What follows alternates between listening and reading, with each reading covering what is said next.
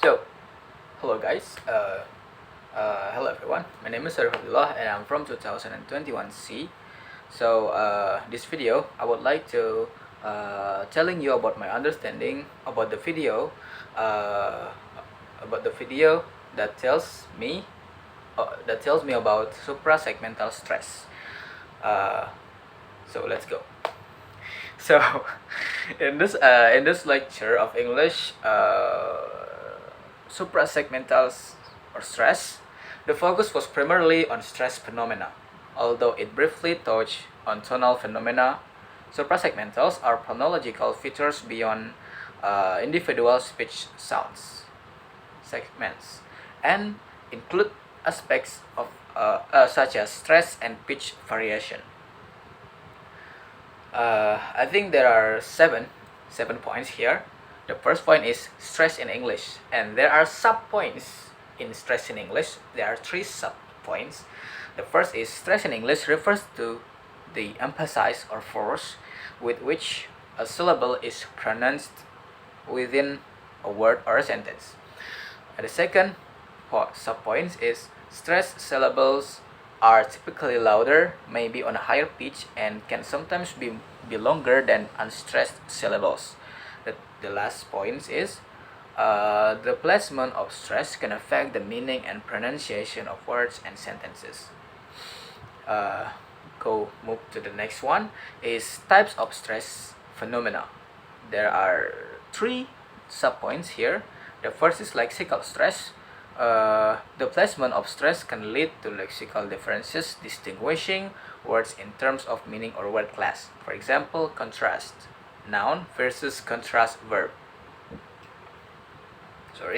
The second point is shift stress. Some words have primary and secondary stress, and their stress pattern may change depending on their syntactic context.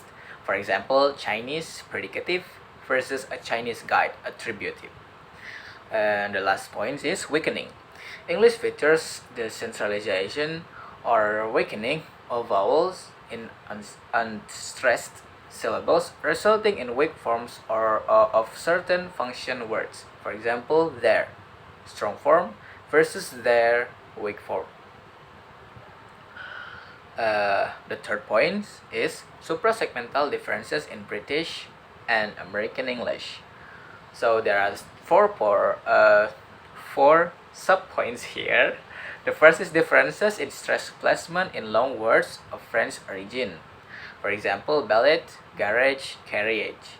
The second point is variations in stress placement in polysyllabic words affecting the timing and emphasis. For example, dictates versus rotate in British versus dictate versus dictate versus rotate in American English. The third point is different stress patterns in four-syllable words. For example, dictionary in British and dictionary in American English. Varying stress placement in words with initial or final stress, for example, like elsewhere in British versus elsewhere in American English.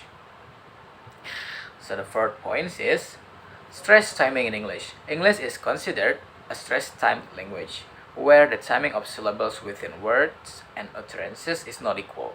Instead, stressed syllables marked by the nucleus receive more emphasis and can be longer than unstressed syllables.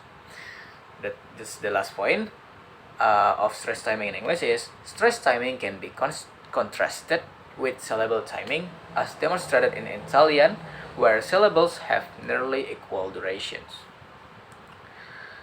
The fifth point, illustration of stress timing.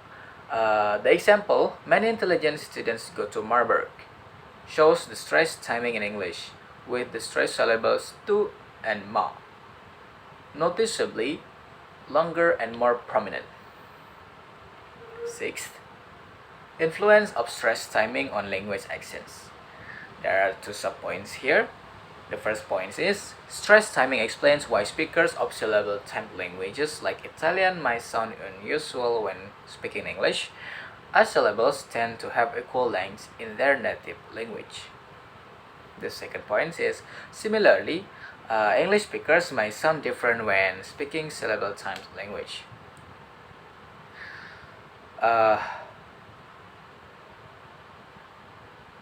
I think that's all. This is just six. There are just six points that I got from this video. Uh, uh, so in this video, I discuss about the significance of stress in English phonology, various stress phenomena, and suprasegmental differences between British and American English.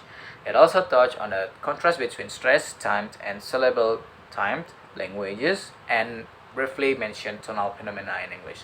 I think that's all from me in this video. Suprasegmental stress. See you. Bye bye.